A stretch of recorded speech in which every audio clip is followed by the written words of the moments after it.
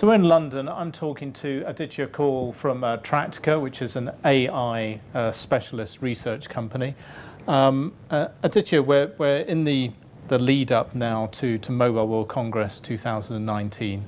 There's been a lot more talk in the last 12 months about the potential or in some cases real use of artificial intelligence capabilities within the communications networking and communications services markets.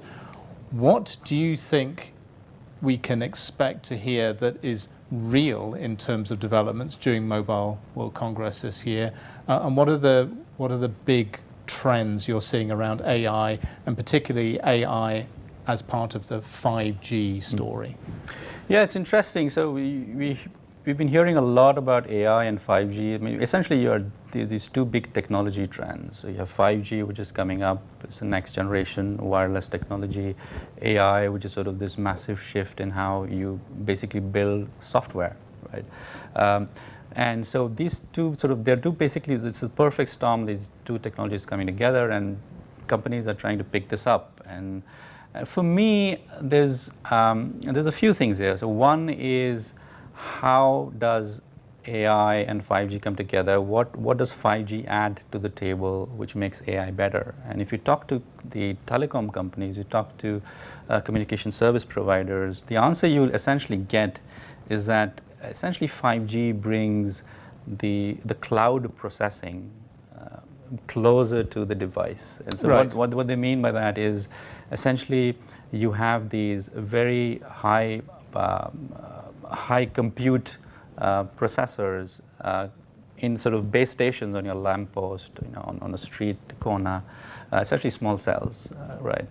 And these are essentially 5G capable small cells. So as your device is churning through the AI models, what it does is, instead of going back to the central cloud, it has something closer, and so the latencies are much more manageable. So essentially 5G already offers millisecond latencies, gigabit bandwidth.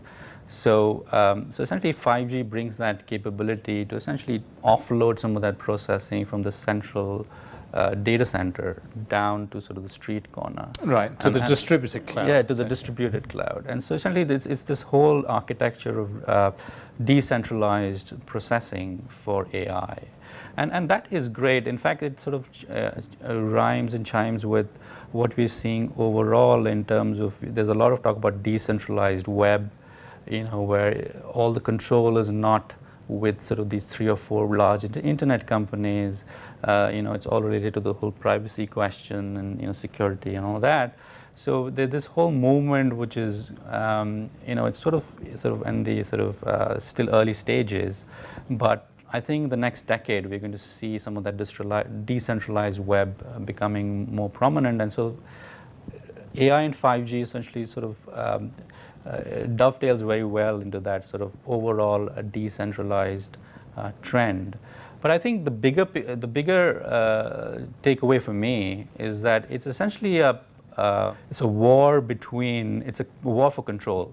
And so you have the big internet companies who essentially control the AI ecosystem. You have the Facebooks and the Googles and the Amazons.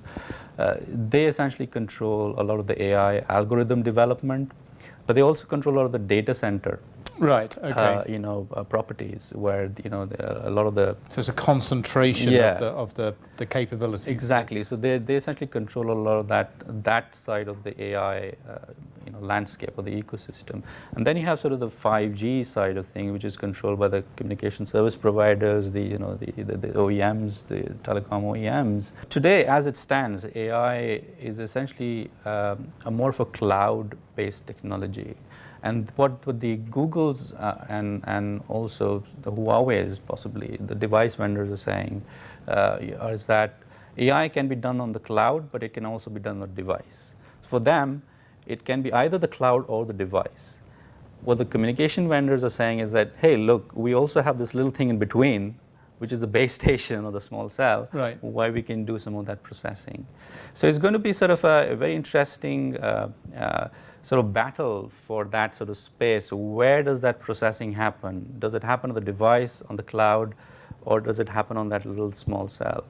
And possibly it's going to be all of it, but I don't think the internet companies are going to give in that easily, because Right. essentially taking away control of that processing is basically also taking away revenue for them, right? So right now they get paid for processing a lot of those AI models, you know, so some of that revenue, they don't want to see that going away to the communication service providers. Right. So they essentially see them, you know, in sort of old parlay, the dumb pipe, and they want to keep it that way, right? And so it's this old sort of going back to sort of, you know, I've been in the wireless industry for a long time, so there's always been this tension between the content providers or the application providers and the communication service providers, and that sort of just continues with this AI and 5G thing, which is coming together. And I guess that's one of the reasons we see the large internet companies also developing their distributed cloud capabilities, you know, whether it's to do, you know, with the Internet of Things developments or simply edge compute and storage capabilities. So it's all about how do you define the edge? So when everyone talks about AI at the edge, the first question you should ask is, what do you mean by the edge? Yes. Yeah. And for me, the edge has always meant the device. And so we actually just did a report on AI at the edge. And we basically just defined it straight away that what we mean by edge is the edge device. Okay. Because the edge cloud essentially hasn't really developed. There's a lot of talk about it at Barcelona. You're possibly going to hear a lot of it. Still talk, I think, mainly. So I'm looking forward to that, but at least as it stands today, the edge is the device, and it's being controlled by the internet companies. So it's, you know, so the Googles, you know, the Android, and even Apple wants to have it that way. They want to keep that AI processing on the device. They don't have a cloud play, but they are more interested in the device side of things, right?